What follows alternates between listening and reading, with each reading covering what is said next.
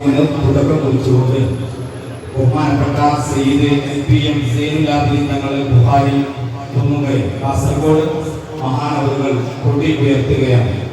അല്ലാഹു അക്ബർ അല്ലാഹു അക്ബർ അല്ലാഹു അക്ബർ ലാ